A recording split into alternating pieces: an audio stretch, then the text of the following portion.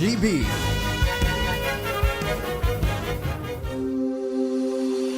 Kayo po ba ay may katanungan sa PhilHealth? Nandito na ang programang Alagang PhilHealth. Magbibigay linaw sa inyong mga tanong kasama ang PhilHealth Regional Office No. 5. Mapapakinggan alas 10 ng umaga sa DZGB. Damang-dama ang benepisyo ng PhilHealth sa Alagang PhilHealth. Ngayon, nandito na ang inyong mga anchorman. Uy, nakatawa si... Ba't parang ang saya mo ngayon, Miss PhilHealth 2019? Siyempre, Sir Pio, masaya ako every time nakikita ka. Ito naman. Langya ka, bulahin mo pa ako. Alam ko naman, niloloko mo ko araw-araw eh. Good morning dyan sa inyo sa PhilHealth. Mga magagandang binibidi at mga kapitapidagang mga ginoo. Yes, good morning po, Sir Pio, and good morning po sa lahat na nanonood at nakikinig dito sa Alagang PhilHealth sa DZGB. Good morning po dyan sa lahat. Apera doon sa isa ha. Apera sa isa. Wala na siya. Kinalimutan na tayo.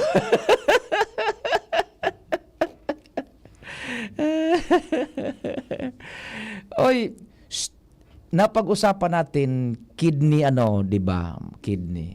Lagi diyan kasabay yung mga dialysis, Yun. And lagi yan magkasunod yan Ang daming mga nagda-dialysis ngayon. Ngayon itong palaging kasabay itong peritoneal dialysis, 'di ba? Yan. So, pag-usapan natin 'yan. Una, ano itong chronic kidney disease? Kasi palaging related yan sa dialysis eh. Ano po yan? Yes. So, itong chronic kidney disease po natin, siya yung tinatawag natin na chronic kidney failure. So, ibig sabihin, bumigay na, Sir Pio, ang bato ng isang tao, yung kidney niya. Ano po, na nagkukos ng unting-unting pagkawala ng kakayanan ng kidney para gumana ng maayos. Yung mga kidney po kasi natin, siya yung parang filter na nagsisala ng dumi at sobrang liquid or fluid sa ating dugo. Tapos, nilalabas natin siya as ihi. Now, kapag may chronic kidney failure ka, of course, hindi na magpa-function properly yung kidney mo at hindi niya na masasala at mailalabas yung sobrang fluid sa ating katawan. Pag-advance na po ang inyong chronic kidney disease, maaari po itong mag-cause ng danger sa ating body through fluid retention, electrolytes, at mga dumi na naiipon sa ating katawan. According to data po ng National Kidney Transplant Institute or yung NKTI, nagpapakita po na humigit kumulang isang Pilipino ang nagkakaroon ng chronic kidney disease bawat oras. So imagine, every hour isa po ang nagkakaroon ng chronic kidney disease na pumapatak po sa humigit kumulang 120 Filipino bawat milyong population taon-taon. So, sa kasamang palad sa ilalim ng diagnosis na ito na ating chronic kidney disease, ito po ay nananatiling problema sa atin dito sa Pilipinas. So, what are the available treatments diyan sa may mga ganyang kalagayan? Yes po. So, napag-usapan natin ito actually last week. Kung nakikinig po kayo ng aming usapan ni Sir Pio noong nakaraang linggo, napag-usapan natin yung iba't ibang mga options ng may mga chronic kidney disease. Isa po sa mga napag-usapan natin ng mahaba-haba last week ay yung hemodialysis. Ano po? Pero hindi lang po yung options natin. So, kapag kayo po ay may chronic kidney disease, ang best way po to treat that is through RRT or yung tinatawag natin na renal replacement therapy. Ito po ay isang medical procedure na paggagamot na pumapalit sa normal na pag-filter ng dugo na function ng ating mga kidney kapag hindi na ito gumagana ng maayos. Ibig sabihin, naghahanap tayo ng something that will replace our non-functioning kidney. So, 3 ways po yan. Una, yung hemodialysis. Napag-usapan natin ito last week kung saan yung dugo po ay sinasala gamit ang isang machine, specifically the dialysis machine. Last week, napag-usapan natin itong hemodialysis na covered na ng PhilHealth up to 156 sessions. Yung mga detalye, pinag-usapan natin maigi last week. Pero ngayong week naman po, pag-uusapan natin maigi itong pangalawang klase ng renal replacement therapy, which is the peritoneal dialysis.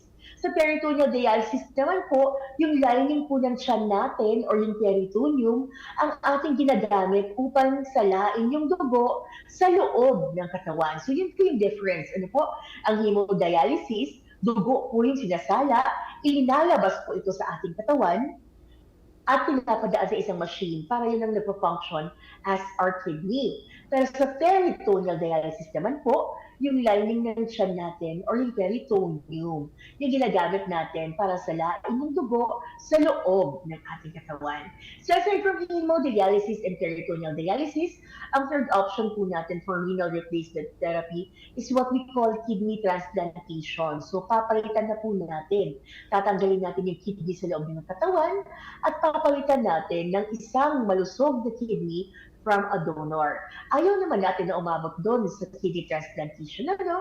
That's why we give you the options, hemodialysis or peritoneal dialysis. Ang balita ko yung PhilHealth may pinalawak na benefits para dun sa mag-undergo ng peritoneal dialysis. Mm-mm. Yes po, in the recent year lang po, ngayong 2025 lang, nagkaroon tayo ng mga expanded benefits for peritoneal dialysis.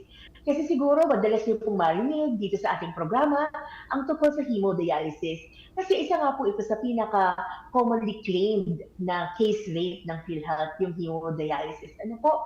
Pero we are letting the public know na meron pa po kayong ibang option aside from hemodialysis. At ito po yung tinatawag natin na peritoneal dialysis. Bakit din po ini-encourage namin itong peritoneal dialysis? Pag hemodialysis po kasi, kayo ay nakaupo sa isang upuan, kasi nga po, draw out yung blood ninyo para linisin. Pero ang peritoneal dialysis po kasi, this is a more ambulatory na klase ng dialysis kung saan dahil sa peritoneum lang, may attach lang na parang machine na maliit sa inyong katawan, mas nakakagalaw-galaw po yung dialysis patient, yung patient na may chronic kidney disease. Pwede siyang magtrabaho, pwede siyang maglakad-lakad, hindi po kailangan na nakakonfine, hindi po kailangan na pupunta pa sa isang facility para magpa-dialysis. Ano po? So that's why we are letting the public be more aware dito sa isa pang option na tinatawag nating peritoneal dialysis. Now, ang peritoneal dialysis po, meron tayong dalawang klase nito.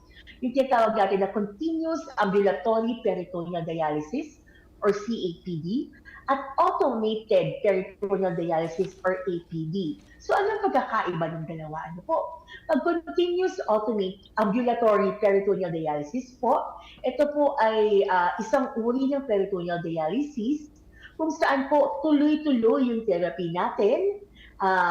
And then, ginagawa po siyang mano-mano ng isang pasyente or ng caretaker niya maraming beses araw-araw.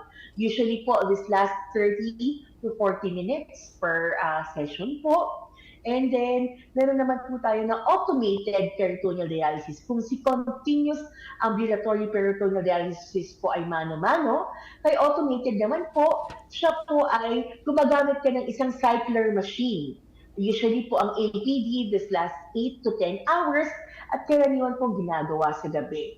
Ito pong dalawang klase ng PD natin or peritoneal dialysis ay pareho pong paraan ng paglinis ng dugo gamit ang tiyan and pareho po sila covered ng PhilHealth. Yun, so pareho sila na-covered. Now, pwede pa itong ma-avail ng mga pasyente na may CKD5, yung tinatawag na CKD5? Yes po. So lahat po ng may pasyente natin na may CKD5 or chronic kidney disease stage 5 ay pwede pong makapag-avail nitong peritoneal dialysis natin. So sila po yung mga pwedeng makapag-avail. Ano po, kapag kayo ay diagnosed with CKD or chronic kidney disease stage 5. So effective po January 1, 2025, itong bagong mga packages natin for peritoneal dialysis sa ating mga PhilHealth contracted facilities. Yun. Magkano yung benepisyo na kakuan dyan, binibigay ng PhilHealth para sa peritoneal dialysis?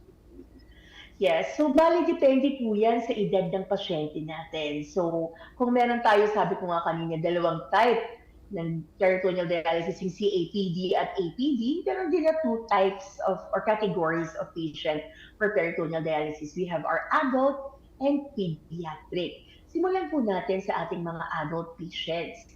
So kung kayo po ay adult, may option po kayo for continuous ambulatory peritoneal dialysis or CAPD. Now, yung case rate po natin ito ay nag-range from 380,000 to up to 510,000 pesos. Depende po kung ilan na solution bags ang kailangan ninyo for peritoneal dialysis. Ano po? Ito po ay grabing increase that compared to yung dating case rate po natin for peritoneal dialysis, ay not case rate, Z-benefit package natin. Dati po kasi 270,000 for the entire year.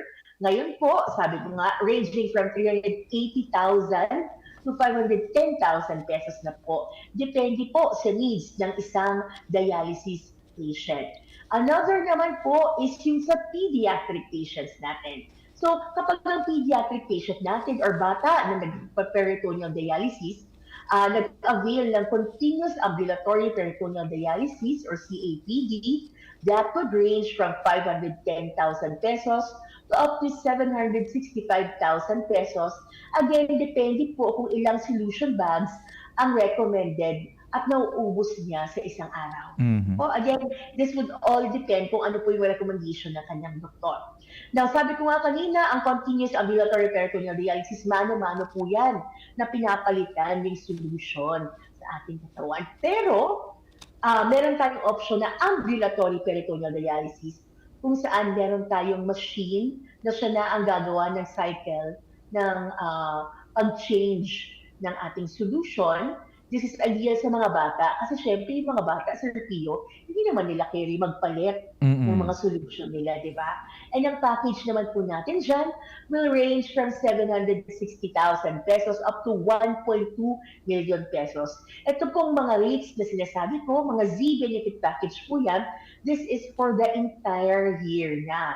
So kada simula ng taon po, i-avail nyo yan para po isang buong taon, dire-diretso po kayo na bibigyan ng mga kinakailangan ninyong supplies, kinakailangan ninyong follow-up check-up, kinakailangan ninyong mga serbisyo for the entire year. Now, aside from the peritoneal dialysis itself po, covered din po ng PhilHealth yung mga iba't iba pang mga related na procedure sa peritoneal dialysis. For example po, kung kayo po ay nagkaroon ng exit site infection or peritonitis, which is the inflammation ng peritoneum po natin, dahil kayo po ay na-infect dahil sa ginagawang procedure, meron tayong package din po dyan, 16,000 po para sa mga bata and 29,000 naman para sa mga nakakatanda.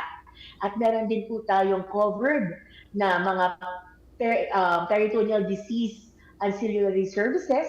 For example, yung pagpasok po ng catheter for peritoneal disease, yung parang needle po, papunta yan sa peritoneum sa ating tiyan, covered po yan ng PhilHealth, 71,500 pesos po ang package natin dyan. Kapag na-treat naman po kayo for peritonitis, namaga yung inyong peritoneum, nag-swell, nag-inflame, 25,000 naman po once per year yan. And even yung mga laboratory at diagnostic tests and drugs and medicines po natin related to peritoneal dialysis, covered po yan ng PhilHealth up to 75,000 pesos. Sino yung pwedeng makover niya na Z benefits na yan para sa peritoneal dialysis? Yes po. So, lahat po ng member ng PhilHealth na kinakailangan, and even their kanilang qualified dependents, maaari pong makagamit ng mga benefits under Z-benefit package. Kung sila ay makapasa sa criteria for Z-benefit package na kanilang ina-applyan. Specifically for this peritoneal dialysis po, sabi ko nga po, dapat CKD stage 5 tayo. Ano po? Para makapag-avail tayo ng benepisyo ito. Under the Universal Healthcare Act po, ang bawat mamamayang Pilipino ay dapat po automatikong maisama sa ating National Health Insurance Program. Kung hindi pa po kayo rehistrado sa PhilHealth, pumunta lamang po kayo sa aming pinakamalapit na local health insurance office para magpa-register, para makagamit po kayo ng benepisyo ang PhilHealth. Hindi lang itong Z benefit natin, kundi lahat po ng benepisyo are inpatient benefits, outpatient benefits, or consulta benefits at iba pa. Ang panawagan po ng PhilHealth sa mga pasyente natin na may CKD5, pumunta po tayo sa pinakamalapit na accredited peritoneal dialysis Z-benefit provider at hanapin po yung Z-benefits coordinator. Lahat po na contracted hospital natin for peritoneal dialysis, merong designated Z-benefit coordinator na hahanapin niyo po at pwedeng makatulong sa inyo para makapag-avail nitong benepisyo. Tutulungan po nila kayo mag-fill out ng mga forms, sila po ang mag-check kung pasado kayo sa criteria ng Z-benefit package na ito. Ano po? Maaari din kayong magtanong sa pinakamalapit na opisina ng PhilHealth para i-direct kayo sa mga health facilities na nagbibigay ng ganitong serbisyo na inyong kinakailangan. Saan bang mga facilities na yan, kapartner ng PhilHealth? Opo. So baka kasi naku-confuse po din yung ibang listeners natin. Kasi alam ko, marami tayong mga hemodialysis clinic dito sa Albay and the Bicol region. Pero ang ating hemodialysis clinics po, not necessarily nagbibigay or contracted for peritoneal dialysis. Ang peritoneal dialysis po kasi is medyo mas komplikado, mas maraming equipment at guidance na kinakailangan. Kasi yung member po mismo or ang kanyang caretaker ang gagawa nito. Ano po? And itong mga peritoneal dialysis, iuwi niyo po yung mga solution sa bahay. Hindi kayo pupunta araw-araw dun sa facility, kundi bibigyan na kayo ng mga kinakailangan ninyo. But at the same time, meron pa rin pong regular check-up and guidance from our facility. So ano-ano po ba itong mga contracted health facilities na pwedeng magbigay sa inyo ng Z-benefit package for peritoneal dialysis? Meron po tayong dalawa dito sa Legazpi City. We have the Albay Peritoneal Dialysis Center Incorporated. Yan po ay mahanap sa Estedes Memorial Hospital, Legazpi City. And we also have another sa Bicol Regional Hospital and Medical Center. Again, dito din po yan sa Legazpi City. Sa Camarines Sur naman po, we have three. We have our Bicol Medical Center in Naga City, our Bicol Peritoneal Dialysis Center also in Naga, and of course, our Bicol Regional General Hospital and Geriatric Medical Center. Yan po yung dati nating Bicol Sanitarium. And for the entire Philippines naman po, we have a total of 53 contracted health facilities na nagbibigay ng peritoneal dialysis. So, ibig sabihin po, kahit taga-Bicol po kayo, pero for example, nagtatrabaho kayo sa Manila, or andun yung pamilya ninyo sa Visayas, sa Mindanao, pero kailangan niyo mag-avail nito, meron pa po tayong iba't ibang peritoneal dialysis facilities na pwede niyong pag-availan nitong benepisyo ito. Para po sa kumpletong listahan ng ating mga health facilities, pwede niyo pong bisitahin ang aming website, www.philhealth.gov.ph. May babayaran ba yung isang miyembro na nasa ilalim ng yan na say benefits na yan? Yan, may peritoneal dialysis silang procedure. May babayaran pa ba sila? Ayon po sa ating policy, dapat wala na pong out-of-pocket na babayaran ng mga patient para sa mga essential health services. Pag essential health services, yung mga basic po na mga procedures at mga needs ng isang patient na nag-undergo ng peritoneal dialysis. However, kung gusto po ng patient natin ng karagdagan services o kaya naman gusto nilang mag-upgrade ng mga serbisyo ng Z-benefits, siya po ay magkakaroon ng karagdagang bayad matapos maibawas po yung benepisyo ng PhilHealth. Ito ay dapat maayos at naipaliwanag po dapat at nakapagsunduan ng pasyente at ng kanyang doktor bago magsimula ng pagbigay ng serbisyo. So, dapat po, uulitin po, wala kayong out-of-pocket expenses for peritoneal dialysis kung kayo nag-avail ng Z-benefit package unless may request po kayo sa facility ng mga additional na mga services, dun lang po kayo mag-out of pocket. Ano man pong karagdagang bayarin, ng pasyente ay hindi dapat po lalagpas sa itinakdang benepisyo ng Z-Benefits ayon po sa mga pagsasunduan ng hospital at PhilHealth na nakapaloob sa bawat kontrata ng Z-Benefit package. Ayun. So dito pala sa Legazpi, Esteves, and yung Bicol, BRHMC. oo, yung dating BRTTH. Okay. Yes po. May peritoneal dialysis sila dyan. So any Yes, other po. info coming from PhilHealth, Miss Beautiful? Go ahead. Opo, so far wala naman po. Sa mga susunod na weeks, abangan nyo na lang po ang ating mga programa. Baka meron po kami mga bagong pasabog. Maghihintay kami actually ngayon, Sir Pio, na bagong benefits. Hinihintay na lang po namin ang approval of Board of Directors. Hopefully, mag-share namin yun sa inyo sa mga susunod na week. Pero bago po yan, siguro magbigay na lang ako ng konting mensahe para sa ating mga nakikinig. Ano po, na para magamit natin itong mga benefits natin tulad ng peritoneal dialysis, or mga inpatient, outpatient benefits natin, and even our primary care benefit, our PhilHealth Consulta. Sana po, siguraduhin natin updated ang ating contribution, maging ating records, para tuloy-tuloy po natin magamit ang ating benefits at mas marami pa tayong matulungan. Tandaan po natin na walang bayad ang pagkuha ng PhilHealth ID at member data record. Ulitin ko po, libre ang pagkuha ng PhilHealth ID at NDR. Mag-ingat po tayo sa kumakalat na online fixers na nag-aalok ng serbisyo ng PhilHealth. Bukas po ang aming regional office, Lunes hanggang, and even our local health insurance offices, express offices, and service desks, Lunes hanggang Biyernes, alas 8 ng umaga hanggang alas 5 ng hapon. Kung meron mo po kayong katanungan, ipadala lamang po sa aming Facebook page, ng Health Regional Office 5 Bicol Region, or tumawag sa PhilHealth Action Center, 8441-7442. What time is it, Miss PhilHealth 2019? Actually po, 2022. Tumawad ka pag let's check. Ang oras po ngayon, 10:26 na umaga, oras na po magpaalam. Again, maraming salamat po sa ating mga listeners sa pagtutok dito sa Alagang PhilHealth. Sa PhilHealth Regional Office 5 po, layunin namin ang PhilHealth na mabilis, patas at napagkakatiwalaan.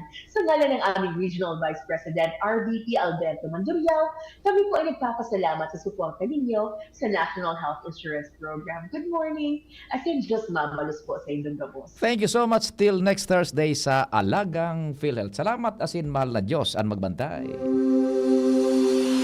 Inyong napakinggan ang Alagang PhilHealth. Makinig muli sa susunod na Huwebes, alas 10 ng umaga, dito sa DZGB.